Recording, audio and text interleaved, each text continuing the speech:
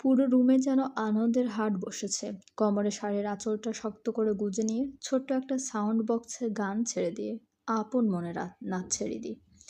তার দু চোখে খুশির ঝিলিক। দীর্ঘ প্রতীক্ষার পর সে তার হৃদয়ে যত্নে রাখা সেই মানুষটিকে চিরতরে পেতে যাচ্ছে। এই পরম প্রাপ্তির খুশিতে মানুষ তো পাগল হবেই। বক্সে তখন উচ্চ স্বরে বাজছে, ইস খোপা কয়রা, চুল নাকে পয়রা দুল, সাজবো আমি বউ গো, সাজবো আমি বউ। শুভ্র রুমের দরজার সামনে এসে থমকে দাঁড়ালো। দরজাটা সামান্য ফাঁক করে ভেতরে তাকিয়ে হৃদির এমন চঞ্চলতা দেখে তার চোখ কপালে উঠল। পরক্ষণেই এক চিলতে হাসি ফুটে উঠল শুভ্রের ঠোঁটে। সে পা টিপে টিপে অত্যন্ত সন্তর্পণে রুমে প্রবেশ করলো। হৃদি তখনও নাচের তালে মগ্ন। শুভ্র নিঃশব্দে গিয়ে একদম তার পেছনে পাথরের মতো দাঁড়িয়ে রইল। বেচারা হৃদি টেরও পেল না যে তার ঠিক পেছনেই কেউ আছে।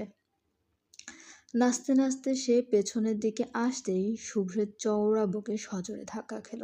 চমকে গিয়ে দ্রুত ঘুরে তাকাতেই শুভ্রকে সামনে দেখে হৃদি চমকে গেল। মুহূর্তেই লজ্জায় তার ফর্সা মুখটা টকটকে জবা ফুলের মতো লাল হয়ে উঠল। সে আড়ষ্ট হয়ে শুভ্রের দিকে তাকিয়ে অস্ফুটে বলল, আপনি আপনি কখন এলেন? শুভ্র কোনো উত্তর দিল না। সে অপলক দৃষ্টিতে তাকিয়ে রইল হৃদির মায়াবী মুখটার দিকে। তার চোখের তৃষ্ণা যেন কিছুতেই মিটছে না। শুভ্রের এমন নেশাভরা চোখে তাকিয়ে থাকা দেখে হৃদি আরও বেশি লজ্জায় কুঁকড়ে যেতে লাগলো।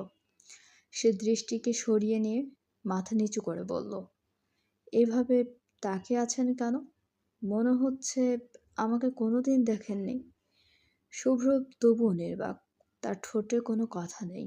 হৃদি এবার একটু বিরক্ত হলো। মানুষটা এমন পাথরের মতো হয়ে আছে কেন? সে মুখটা ঝামটা দিয়ে বলল, বোবা হয়ে গেলেন নাকি? কথা বলছেন না কেন? তবুও চারপাশ নিস্তব্ধ। শুভ্রের দিক থেকে কোনো শব্দ নেই। আছে শুধু হাহাকার মেশানো এক গভীর দৃষ্টি। হৃদি আবার ভ্রু কুচকে বিড়বিড় করে বলল, পাগল একটা।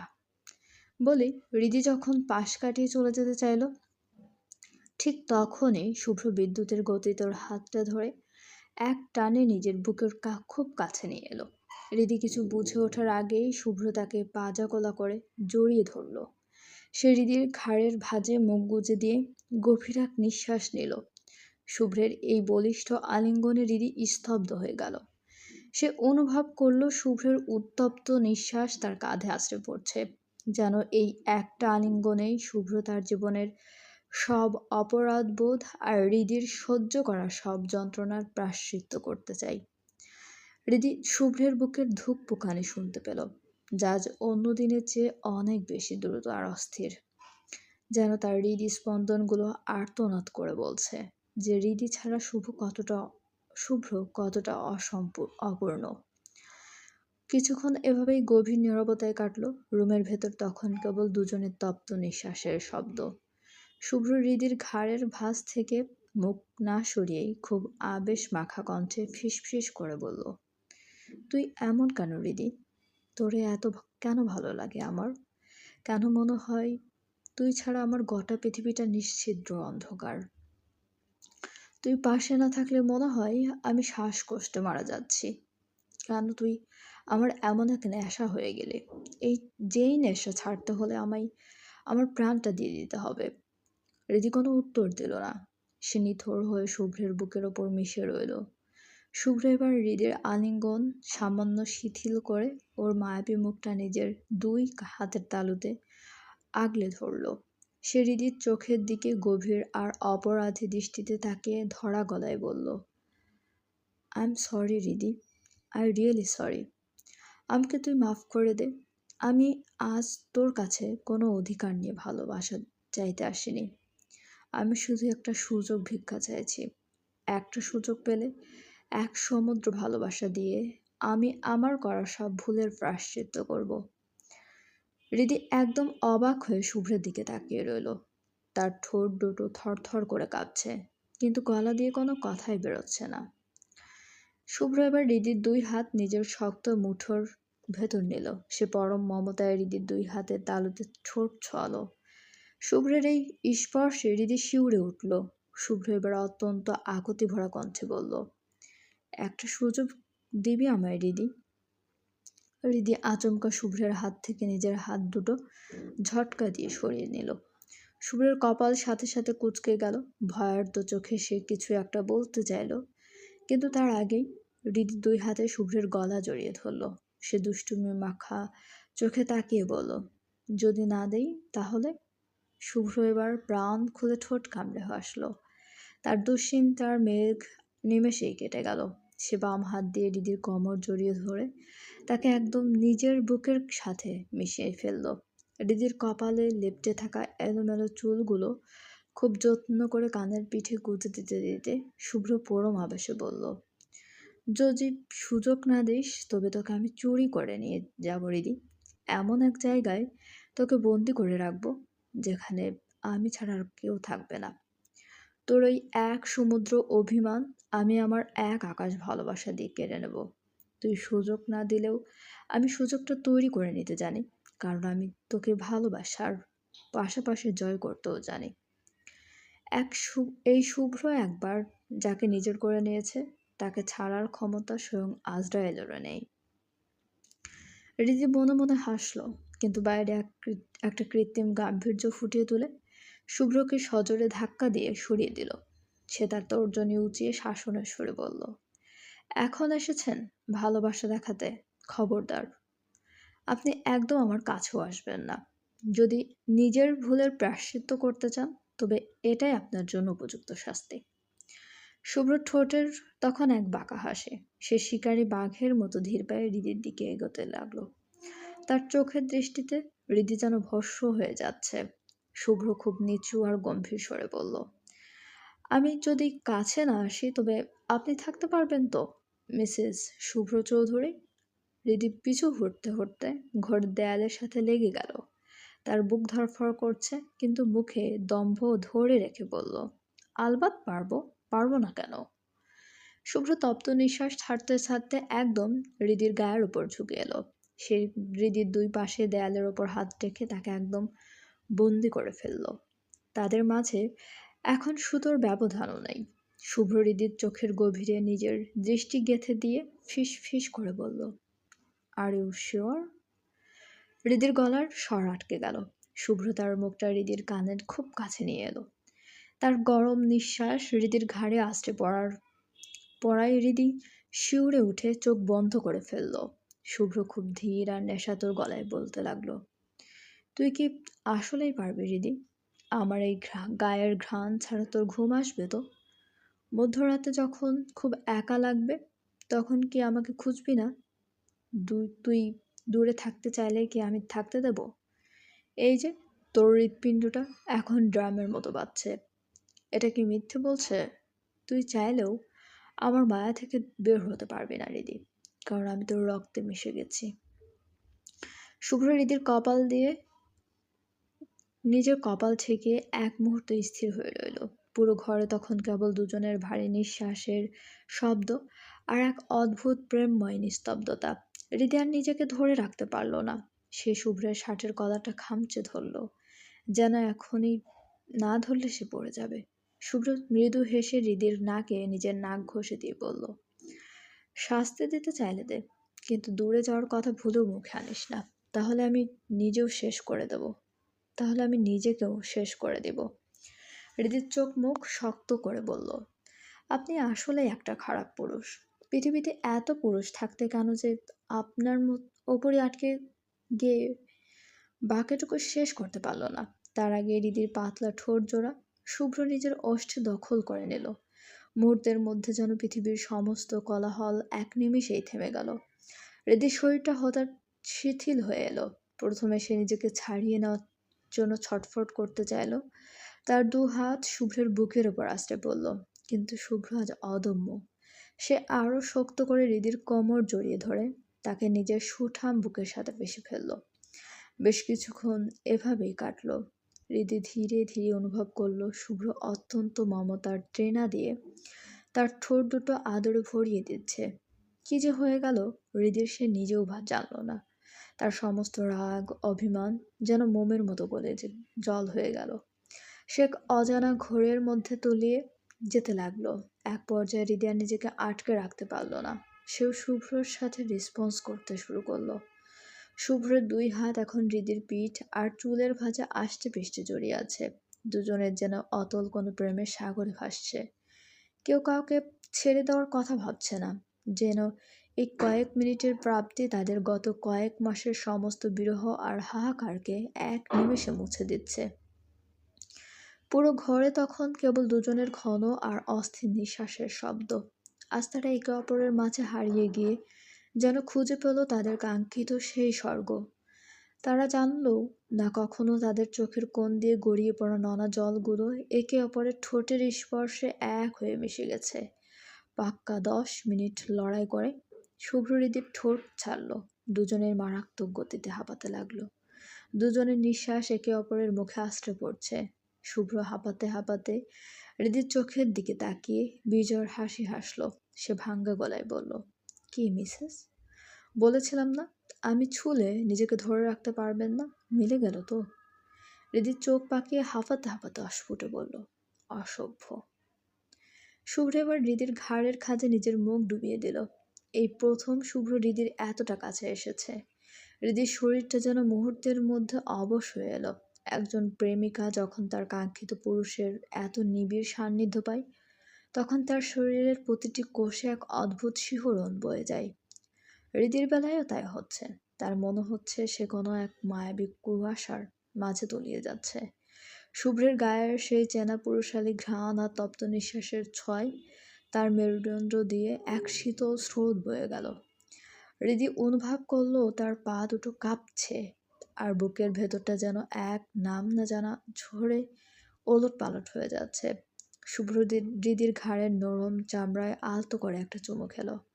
তার ঠোঁটের উষ্ণতায় হৃদির চোখ বন্ধ করে শুভ্রের শার্টটা খামচে ধরল।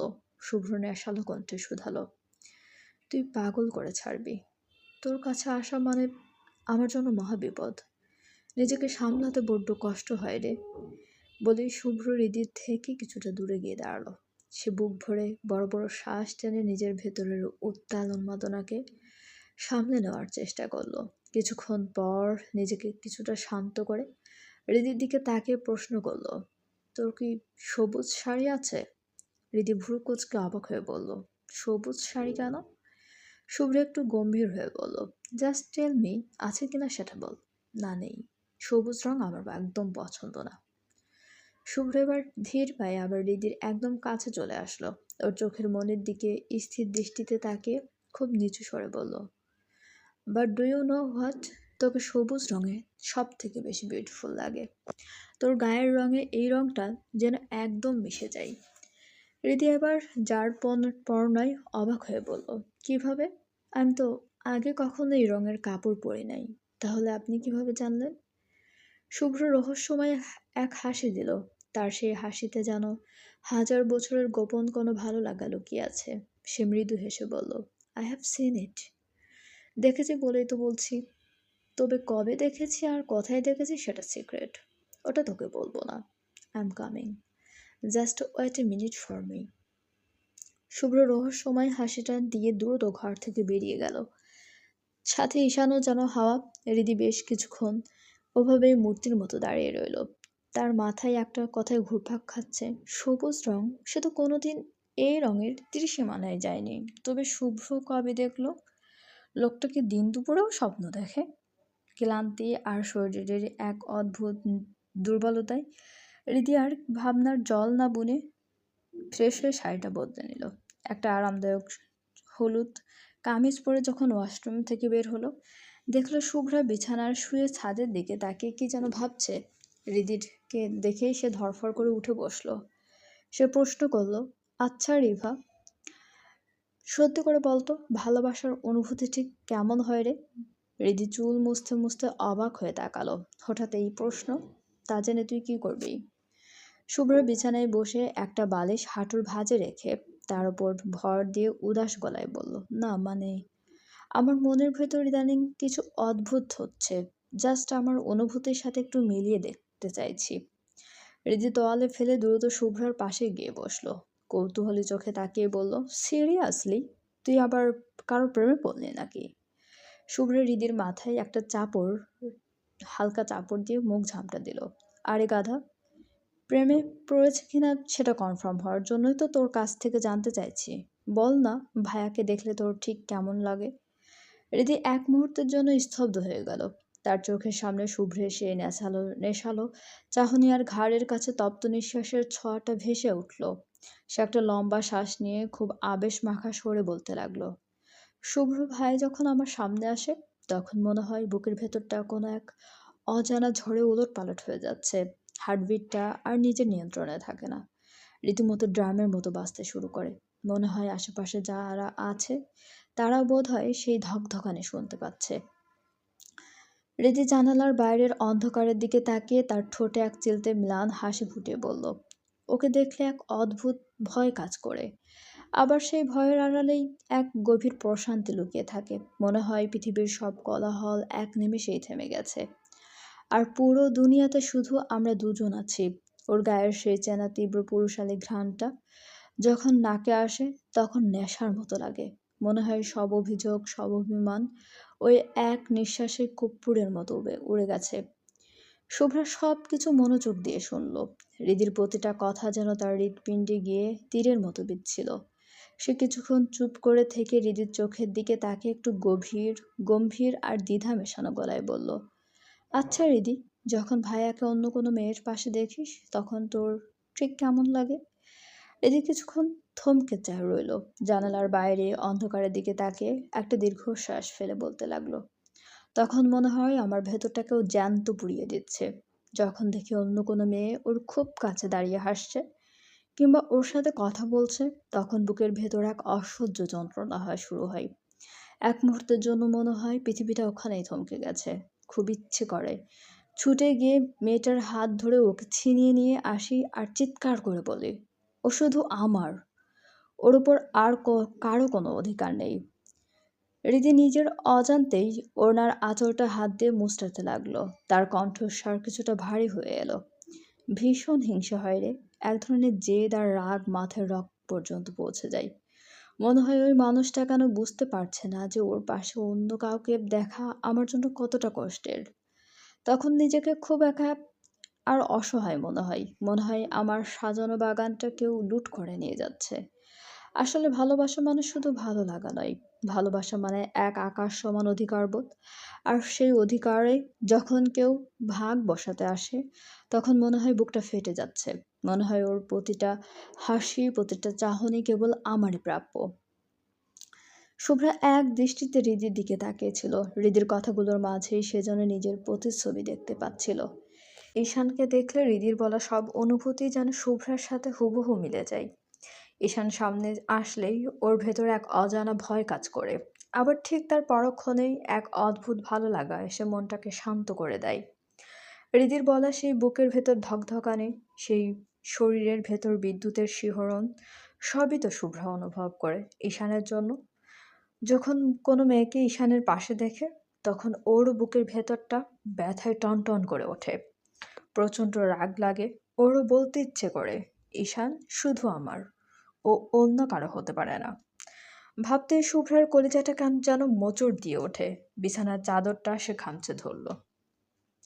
মনে মনে নিজেকেই প্রশ্ন করলো, তবে কি আমি সত্যি ঈশানকে ভালোবেসে ফেললাম?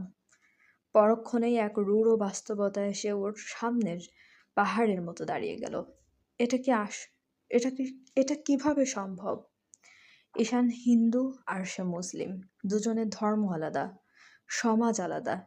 এই অনুভূতির কথা যদি একবার সোহান চৌধুরীর কানে যায় তবে তিনি তাকে মেরেই ফেলবেন। চৌধুরী বংশের মান সম্মান আর আভিজাত্যের কাছে তার এই প্রেম যে এক চরম অপরাধ। কিন্তু অন্যদিকে শুভ্রার মনটা বড় অবুঝ। সে হাজার চেষ্টা করেও নিজেকে বোঝাতে পারছে না এই পৃথিবীতে ঈশানকে ছাড়া আর কোনো পুরুষের প্রতি তার বিন্দুমাত্র আগ্রহ আসে না, কোনো ভালো লাগা কাজ করে না। ঈশানের সেই শান্ত চাহনি আর গভীর ব্যক্তিত্বের কাছে সে যেন বারবার হার মেনে যায়। শুভ্রা এক গভীর দীর্ঘশ্বাস ফেলল। সে জানে না তার এই অনুভূতি কোথায় গিয়ে ঠেকবে বা এর শেষ কোথায়? ভালো লাগা আর এই কঠিন বাস্তবতার মাঝে পড়ে তার দম বন্ধ হয়ে আসছে। পরিণাম যে কতটা ভয়াবহ হতে পারে তা সে ভেবেই ওর ভেতরটা থরথর করে কাঁপতে লাগলো। ও কি পারবে নিজের ধর্ম আর পরিবারের বিপক্ষে গিয়ে এই ভালো লাগাকে টিকিয়ে রাখতে? নাকি এই অঙ্কুরেই ঝরে যাবে ওর প্রথম প্রেম? শুভ্রার চোখ দুটো অজান্তেই ভিজে এলো। চলবে, গল্পটা আপনাদের কেমন লাগছে অবশ্যই আমাদেরকে কমেন্ট করে জানাতে ভুলবেন না। এবং আমাদের চ্যানেলটি প্লিজ সবাই সাবস্ক্রাইব করুন এবং গল্পটি ভালো লাগলে অবশ্যই সবাই লাইক, কমেন্ট এবং শেয়ার করতে ভুলবেন না আপনাদের প্রিয় মানুষগুলোর সাথে। এবং আমাদের চ্যানেলের সঙ্গে থাকার জন্য সবাইকে অনেক অনেক বেশি ধন্যবাদ।